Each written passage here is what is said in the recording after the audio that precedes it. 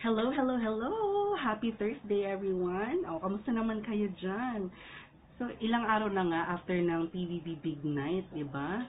At, syempre, dahil nakalabas na sila sa bahay, kanya-kanyang eksena ng mga housemates, so kabila ng mga interviews nila. At nag-promise ako sa inyo na kahit wala ng PBB, gagagawa pa rin ako ng reaction videos tungkol kay Maymay at Mayward. Syempre, kung anong eksena nilang nakakakiligan natin, kabang-abang. Siyempre, kailangan ko kayong i-update, lalo-lalo na sa mga OFW nating mga kababayan dyan, na talagang nag-aabang sa Mayward, diba? Pero kasi syempre, hindi naman ako pwede mag-exclusive lang kina Maymay, Edward. So, abangan ko na ngayon yung kahit sino na sa housemates sa PBB. Dahil tapos naman din ang kompetisyon, diba?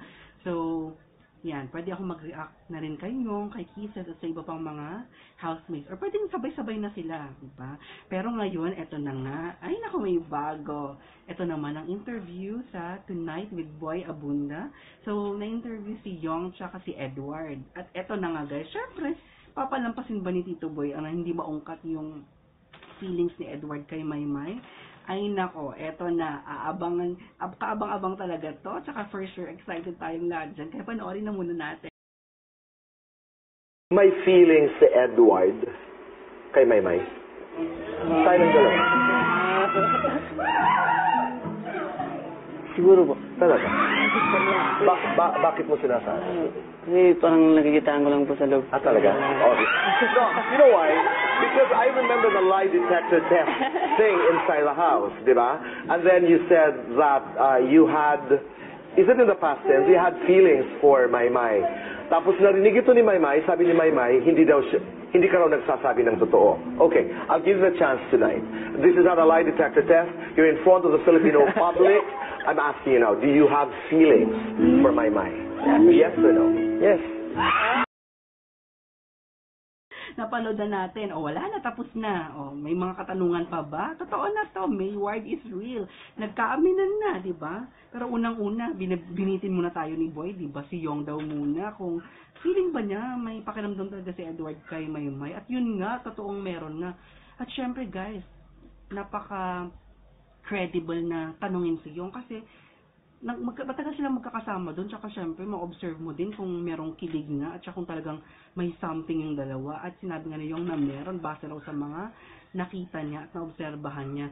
Kitang-kita na naman natin, di ba? Ang dami na napanood na videos na super sweet tong mga, bigla na lang iyakap ng si Edward, makatingin siya, di ba, kay Maymay, at lalo na pag may mga umaaligid na iba, kunwari si Tanner, tsaka may iba pang boys dyan. Diba, naalala nyo ba yun? Na bigla na siyang umi-eksena, bigla, umi-entra-entrang ganun. Pag, kunwari, malapit si Tanner, ganun, may mga actions niya, mga, kunwari, oy, gumagay, paparinig. Tapos yung kay Makoy pa dati, diba, medyo, may, kaya si Makoy, tsaka si Maymay, may nagkakabiroan, tapos biglang, hinamon ba? Akala mo kahit joke lang yun hindi mo gagawin yun, di ba? Kung wala lang. Ay, nako, kaya yan na guys. Confirmed. At kakaiba to dahil nung lie detector ang medyo si Edward medyo uncertain. Pero nung tinanong na ni Boy, yes talaga agad, ang bilis, di mo lang nag-isip, di ba? Yes na yes. So yan na nga guys, confirmed. Abangan lang natin kung anong mangyayari. Naku, may pupush ba ni Edward to? Ewan ko na lang, medyo mahirapan na siya ngayon kasi since nakalabas na sila ng bahay, imposibleng walang aaligid ng iba kay Maymay, lalo na ang pretty-pretty ng prinsesa natin, at saka very talented. Ay naku, good luck sa'yo Edward. Pero syempre, go Mayward pa rin kami. So yan muna guys for now. Abangan nyo na lang ang mga next videos ko. So, comment lang kayo guys kung anong sa tingin nyo tungkol dun sa interview na yan, sagot ni Edward. Dako. Gusto ko rin malaman kung ano yung mga comments nyo dyan. Kaya go lang guys. Thank you so much!